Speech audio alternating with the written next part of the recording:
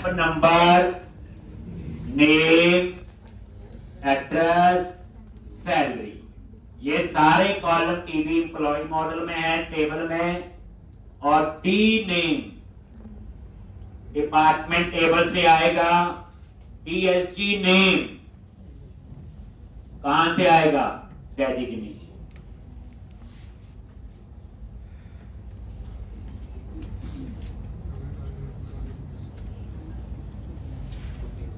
T name, designation department name और DSG name. और ये देखो, ये है डीएसजी नेम डेजिग्नेशन टेबल से, और ये है डी नेम डिपार्टमेंट। तीन टेबल से डाटा आ रहा है फ्रॉम तीनों के नाम, TB employee comma TB tab department comma TB DS, तीनों टेबल। और तीनों टेबल से डाटा उठाना है तो क्या यूज करोगे? इक्विट ज्वाइन, जिसका रूल है कॉमन कॉलम होना चाहिए।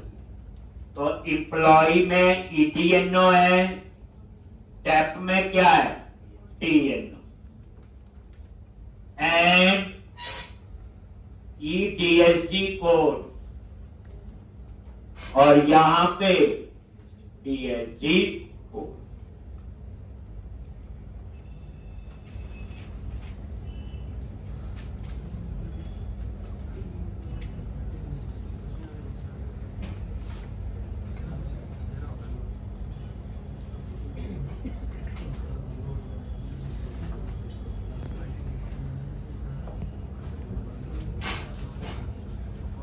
यही थी क्वेरी, यही लिखी थी बच्चे आप लोगों ने। किसने ऐसे लिखा था? नवरात्र लाल और राजा लास्ट लेक्चर में एक भी बच्चा ऐसी क्वेरी नहीं लिख पाया, और आज आप में से मैक्सिमम लोग ये क्वेरी लिख पाए और समझ पाए। क्या मीनिंग हुआ इसका?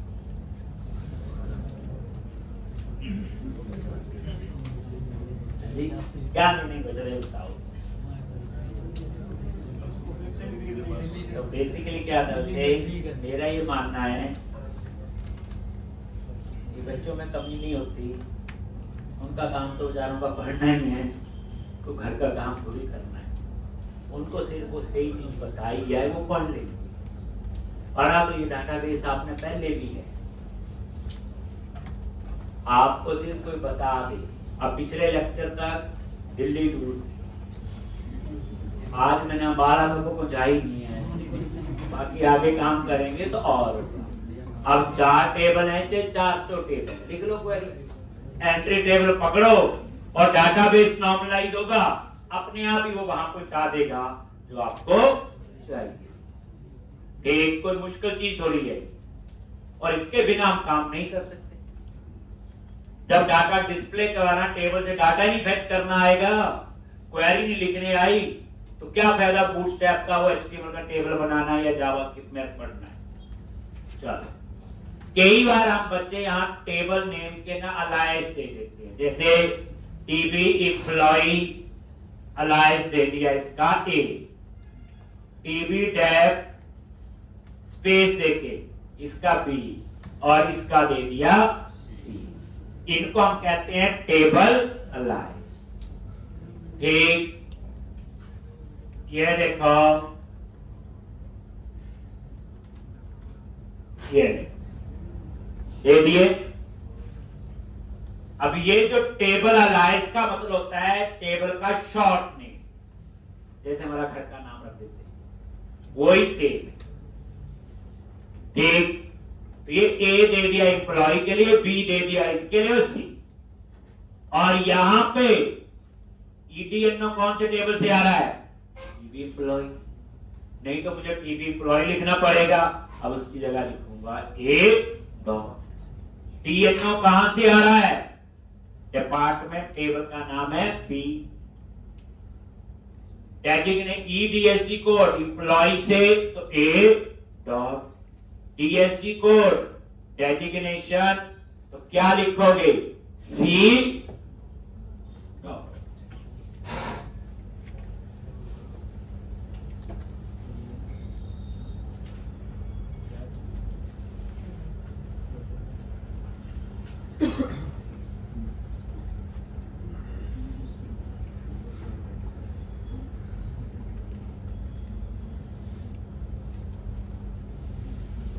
क्लियर है? तो यहां पे ये क्वेश्चन है, टेबल आइस ना भी दिया तो भी चल रहा था, टेबल आइस देना कब जरूरी है? मैं यहां लाइस ना दूं तो भी चलेगा, दे दिया तो टेबल लाइस देना तब जरूरी होता है बच्चे जब कॉलम का नाम सेम।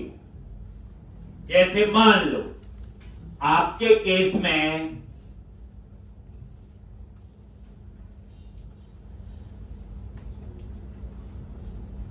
एक टीबी टैप में भी DNO है और यहां भी क्या नाम दिया हुआ DNO।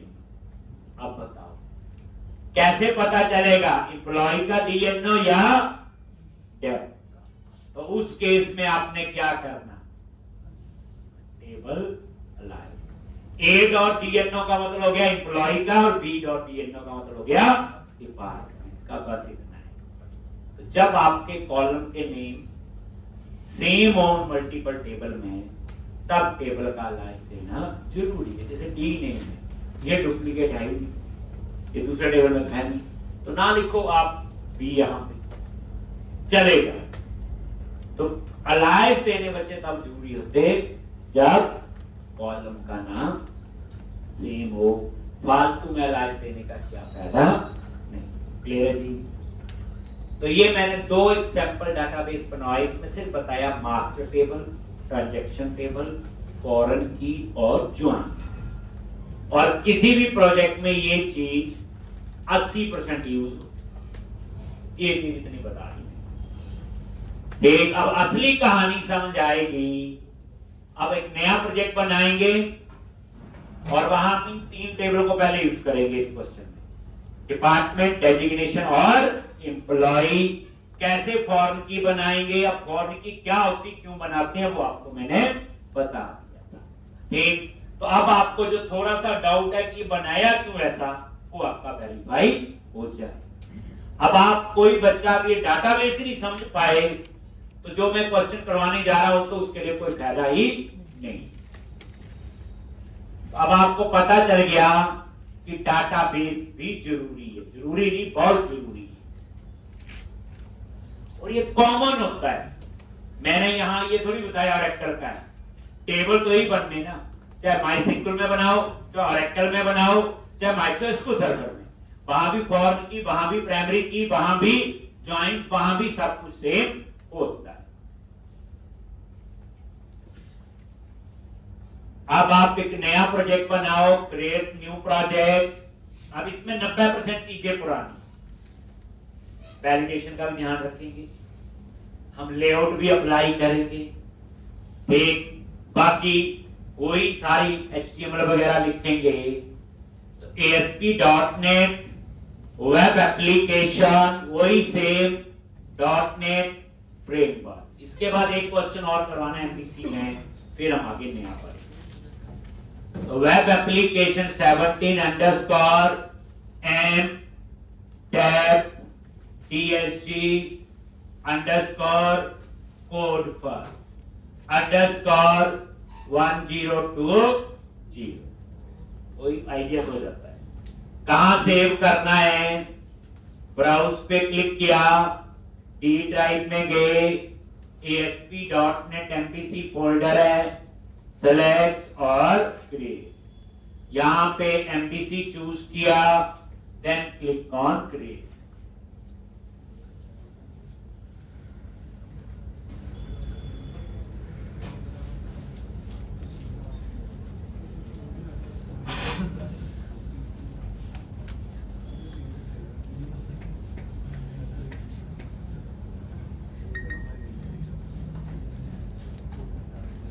एक लॉजिक।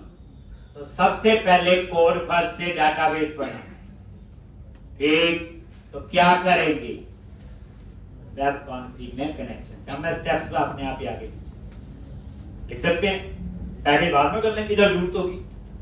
अब स्टेप्स हो गया, एक वेब कॉन्फिग और यहां पे आगे सिस्टम डॉट वेब के बाद में अब क्या लिखना है, connection saying app name con str connection saying server tab slash SQL express, क्या लिखते हैं आगे, डेटाबेस, जिस नाम से डाटाबेस बनाना है। मैंने बोला db underscore m tab tsg और वैसा सा नाम दे।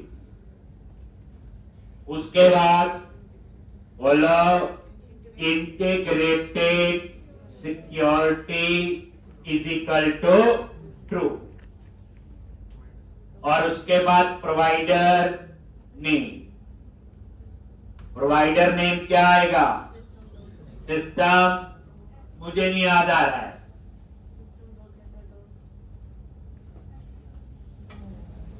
मुझे नहीं याद आया तो क्या करोगे, मैं स्मॉल कैप्स में नहीं पढ़ता, तो system dot data dot SQL client, लो यहां से ये उठा, समझे होंगे ये लो। कई बार क्या होता है याद नहीं आ रहा है स्मॉल कैप्स में, तो भगवान ने दिया हुआ थोड़ा सा माइंड यूज कर, ठीक। तो इस तरह से system dot data dot SQL client, कितनी चीजें याद रखेंगे। अब नेक्स्ट क्या करेंगे, मॉडल बनाएंगे, क्या बनाएंगे, 3 मॉडल बनेंगे, एक डिपार्टमेंट, एक डेजिग्नेशन और एक एम्प्लॉय। प्राइमरी की अतिथि फॉर्म की सिखाऊंगा मैं, यही चाहिए। अब यहां ये नहीं बताना फॉर्म की क्यों बनाते हैं, क्या होती है, ना बनाए तो क्या प्रॉब्लम है। अब आपके माइंड में पिक्चर क्लियर होनी चाहिए। लिख लिया बच्चे, कई बार कनेक्शन सिंह लिखा हुआ पुराना उठाओ लगा, ठीक। अब तो धीरे धीरे आपको सारा लिखने वेब कॉन्फिग कनेक्शन सिंह, बस क्या लिखना पड़ता है। अब आप लोग क्या करो, मॉडल्स पे आगे ऐड क्लास, और क्लास का नेम क्या है, डिपार्टमेंट लॉज। एक मॉडल बन गया किस नाम से, डिपार्टमेंट, वही टीबी डेफ। और यहां पे क्या क्या मेंबर लेंगे, बोलो प्रॉप आईडी, ये हो गया डिपार्टमेंट आईडी, और ये बन जाएगा प्राइमरी की और ऑटो इंक्रीमेंट। प्रॉप, दूसरा कॉलम ले लिया नेम, ये डिपार्टमेंट नेम। आप नेम को खाली नहीं छोड़ सकते, तो क्या लिखोगे, रिक्वायर्ड, ये आपकी वैलिडेशन, और इसका नेम स्पेस एक्सपोज कर लो, system dot component model dot data annotation. धीरे धीरे याद हो जाते हैं बच्चे, जब रोज ही कोई चीज यूज करोगे तो क्यों नहीं पता चलेगा। बन गया, बस 2 ही है, ये मास्टर टेबल है, डिपार्टमेंट आईडी और डिपार्टमेंट नेम। अब दूसरा बनाएंगे डेजिग्नेशन आईडी और डेजिग्नेशन नेम। रिक्वायर्ड लगा दिया, याद है वैलिडेशन पे खाली नहीं छोड़ सकते। जो मैं पढ़ाता हूं पुराना सारा यूज होता है, आप भूल सकते हैं, मैं नहीं भूल सकता, इसलिए जो कल पढ़ा वो आज यूज हो, आज पढ़ा तो कल यूज होंगे। ये सारी चीजें घुमा पड़ा के अब इस क्वेश्चन में देखना, जितना पढ़ा हुआ कोई चीज ऐसी नहीं बचेगी जो हमने टच नहीं की है, तो ऑटोमेटिकली याद तो आई जाती। वैसे तो याद नहीं रहती, वैसे तो इंसान है, भूल ही जाएंगे। चले आगे, मॉडल पे राइट क्लिक किया, ऐड क्लास डेजिग्नेशन,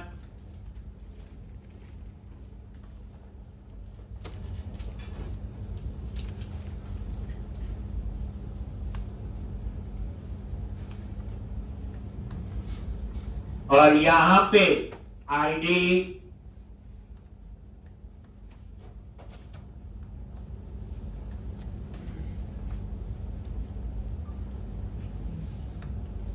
और यहां पे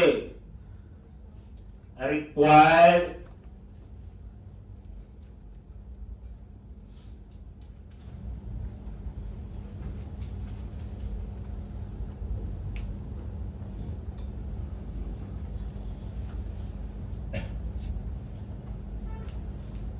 एक।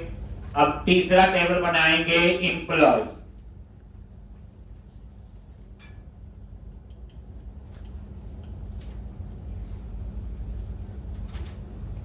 ये दूसरा मास्टर टेबल हो गया डेजिग्नेशन। तीसरा बनेगा आपका एम्प्लॉई। फिर मॉडल पे आ जाओ, एक और मॉडल। 3 टेबल होंगे, 300 होंगे।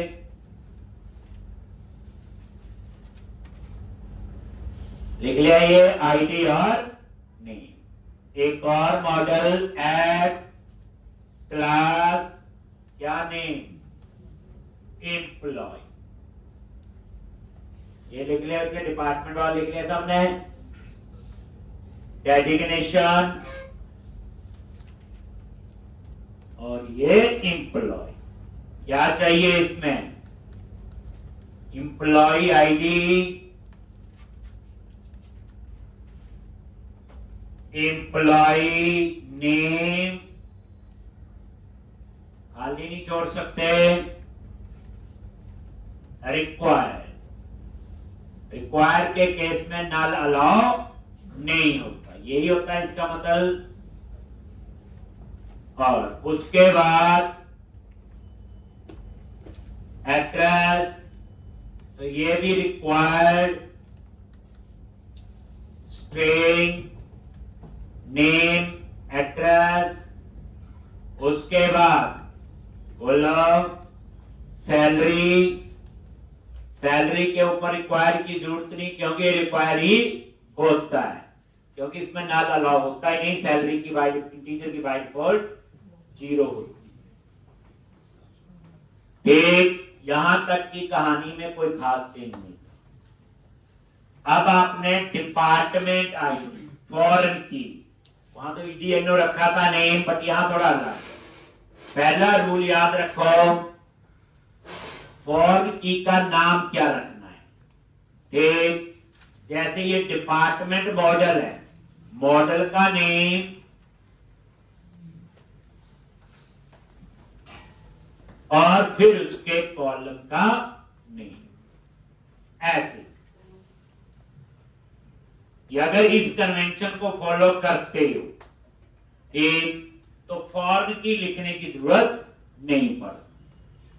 जैसे हमने ऊपर नहीं बोला, आईडी लिखते हो तो इसे प्राइमरी की अपने आप बना देता है। आईडी नहीं लिखा और कुछ और नाम है तो की लिखना पड़ता है। अब उसके बाद डिपार्टमेंट,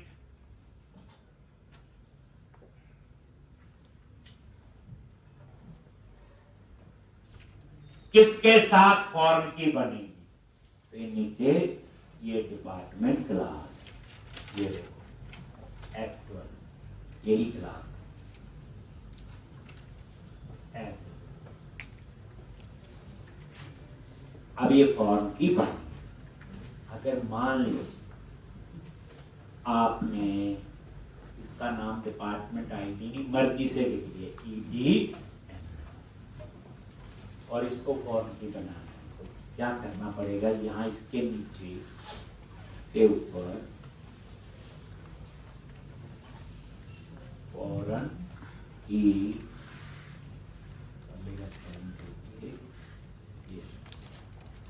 फॉर्म की उसको फॉर्म की बनाना है, यहाँ पे उसका नहीं। तो ये लिखना कब जरूरी होगा? जब फॉर्म की बनाते हुए आप कन्वेंशन फॉलो नहीं। अगर फॉलो कर रहे हो तो ये वाली चीज लिखने की जरूरत नहीं। ठीक है जी, ऐसे मैं लिख के देता हूँ पहली बार। कन्वेंशन को जरूर फॉलो करनी है तो अच्छी बात है। डिपार्टमेंट आईडी और यही उठाया और यहाँ पे लिख दिया। वैसे मैं ये फॉर्म की ना लिखूं तो फॉर्म की अपने आप बनाए। लिखना कब जरूरी है?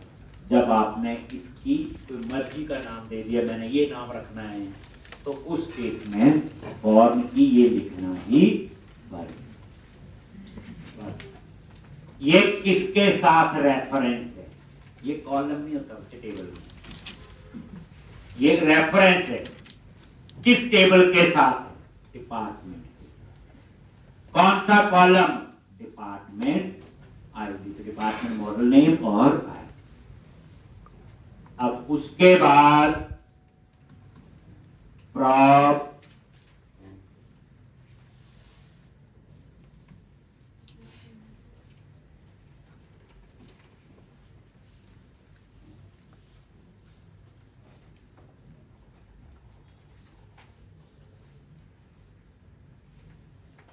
और यहां पे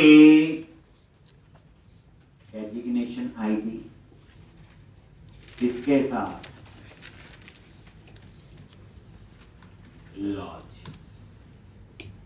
ये रेफरेंस दे दिया और यहां पे पहली बार बना रहे हैं तो लिख के देता हूं। और यहां पे क्या लिखना है? Designation ID. वैसे ये फॉर्म की मुझे लिखने की जरूरत सिर्फ पढ़ाने के लिए, अगली बार से हम लोग नहीं। हो गया जी। नेक्स्ट स्टेप क्या? मॉडल बन के 3 ही बनने थे, फिर हम लोग क्या? हाँ, डेटा फोल्डर बनाएंगे और एप्लीकेशन डीबी कॉन्टेक्स्ट। वहां पहले एक मॉडल ऐड करते थे, अब कितने ऐड करेंगे? 3। फिर add migration, enable migration, update database. आप बोलोगे फ्रेमवर्क की जरूरत नहीं पड़ेगी, जो पैकेज इंस्टॉल करेगी आप। अब जब पढ़ेगी हम तभी करेंगे, अभी तक नहीं पढ़ेगी। नहीं तो पहले स्टेप से याद रखिए ना, पहला फ्रेमवर्क इंस्टॉल करो, फिर हम याद ही कर लेते। तो पहली बार तो याद ही कर लेने स्टेप्स, फॉलो वो होगा, लेकिन कहाँ पे जरूरी है ये वो केवल पता नहीं होता क्यों लिया है, पता चले। देख लिया ये। तो अब डेटा फोल्डर बनाओ और उसके अंदर एप्लीकेशन डीबी कॉन्टेक्स्ट और वहां डीबी कॉन्टेक्स्ट क्लास को इनहेरिट करेंगे। मेन काम तो वो करेगा। यहाँ पे गए, प्रोजेक्ट पे राइट क्लिक किया, add new folder, data,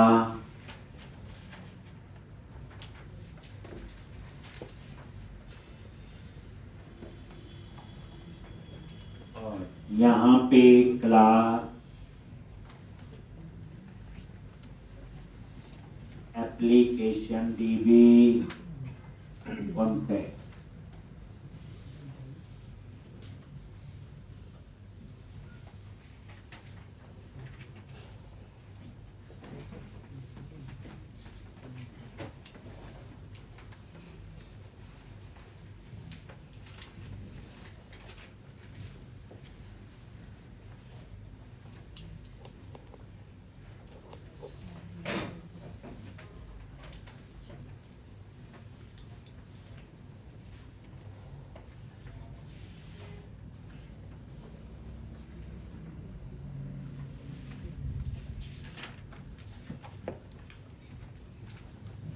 dB context यही करते थे। अब ये देखो, अब आपका वो फ्रेमवर्क इंस्टॉल होना चाहिए। ये खुद कह रहा है इंस्टॉल एंटिटी फ्रेमवर्क। यहां से भी कर सकते हो इंस्टॉल। एक एंटिटी फ्रेमवर्क 4 है, अभी नहीं, जब ASP.NET 4 पढ़ेंगे तब आएगा। अभी एंटिटी यहां से, ये देखो, क्लिक किया, ये वही हो। वहां से भी कर सकते हो। कहां से? जैसे हम करते हैं टूल्स में जाके नगद पैकेज, ये देखो ये आ गया पैकेज। देखना, देख लो, बात वही है। ये देखो ये आ गया ना इंस्टॉल। ठीक है जी, चले आगे। लॉन्च इंस्टॉल हो गया और ये आपका ऊपर है। ठीक है जी, अब आपने CTR और यहां पे बेस ऑन STR,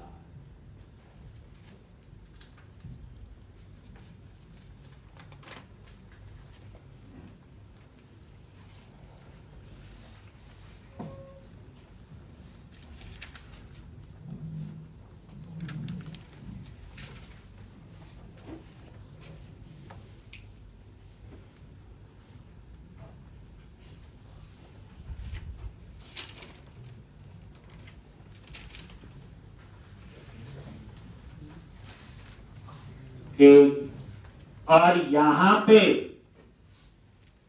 आप क्या लिखते हो? DB set,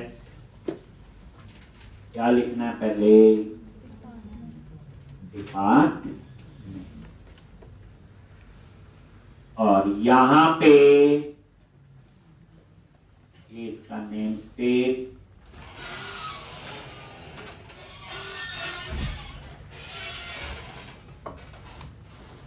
department.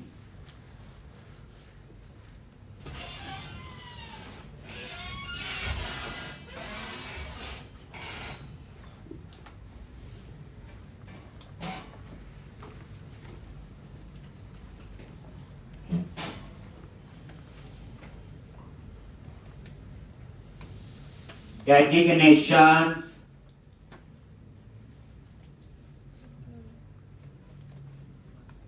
employees, lodge। अब जरूरत थी, देखो जब DB कॉन्टेक्स्ट क्लास है, इसके लिए वो फ्रेमवर्क चाहिए। अब उसके बाद क्या करेंगे? इनेबल माइग्रेशन, ऐड माइग्रेशन और अपडेट डेटा।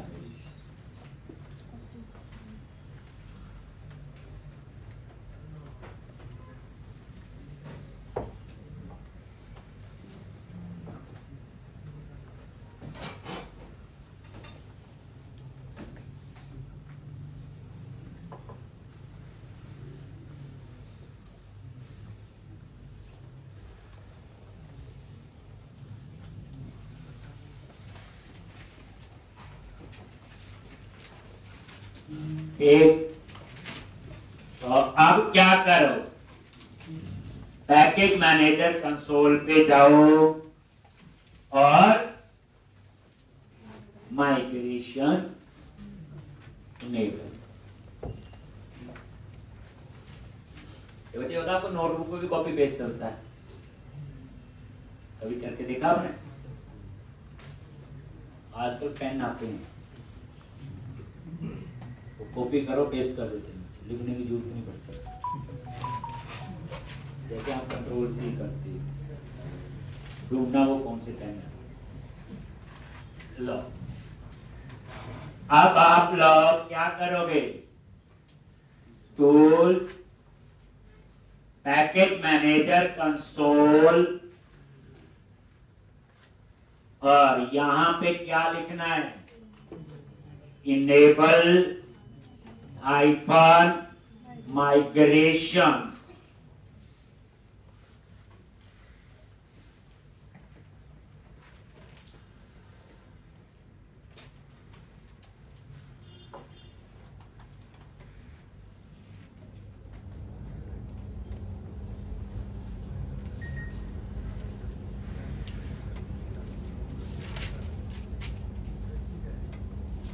एक, और ये माइग्रेशन फोल्डर बन गया। उसके बाद add icon migration init load,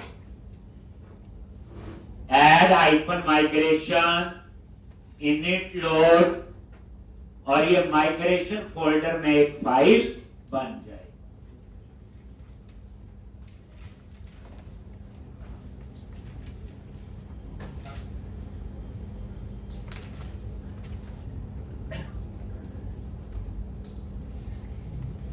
ये लो,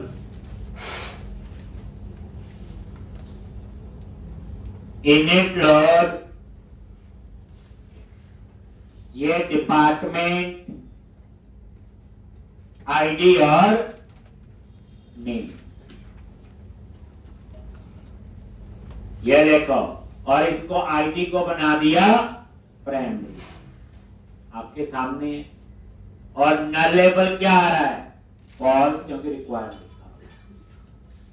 डेजिग्नेशन आईडी नेम और आईडी को बना दिया प्राइमरी।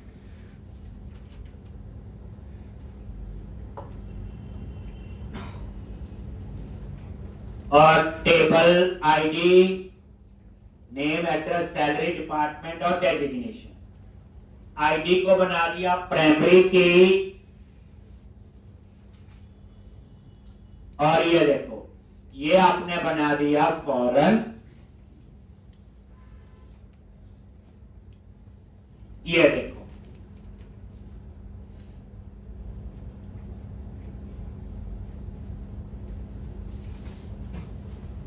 किसको फॉरेन की बनाया? Department ID. और ये दोनों पे क्या हो गया? इंडेक्स। तो बताया हुआ जब प्राइमरी की बनती है तो कौन सा इंडेक्स होता है?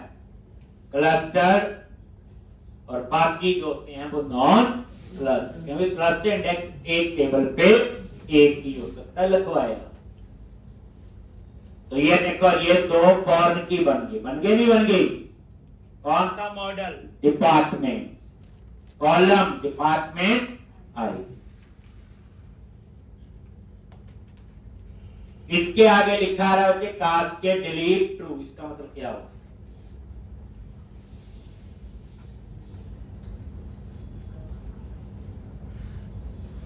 बड़ा होता है।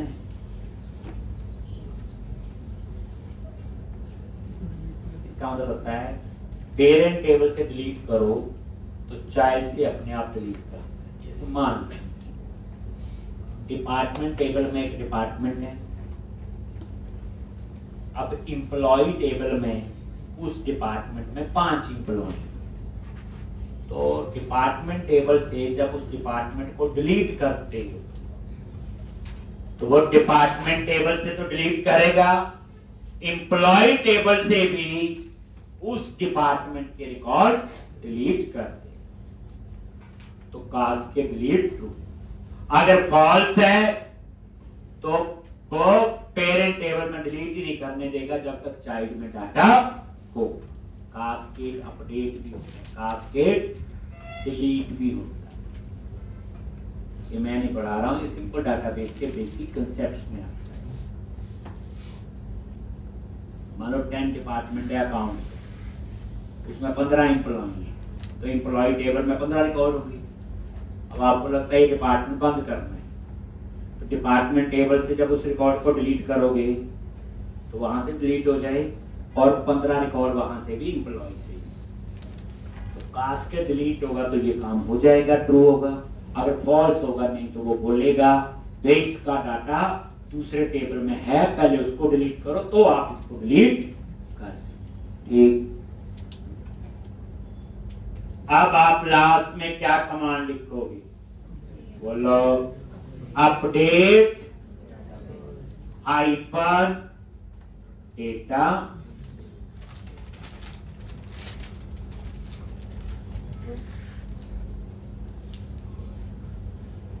तो नई चीज पता चल गई फॉरेन की कहां। ठीक,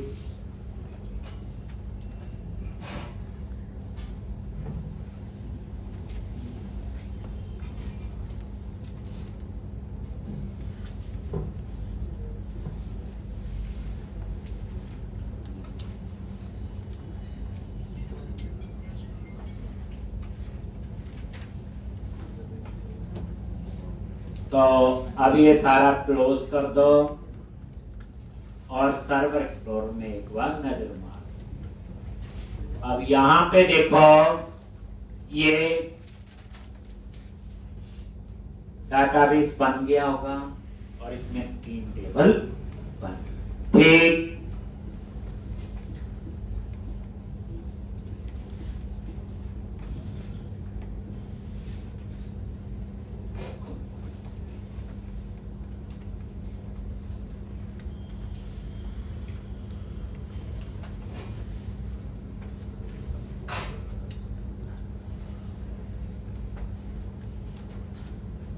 ये देखो डिपार्टमेंट, डेजिग्नेशन और एम्प्लॉय, ठीक।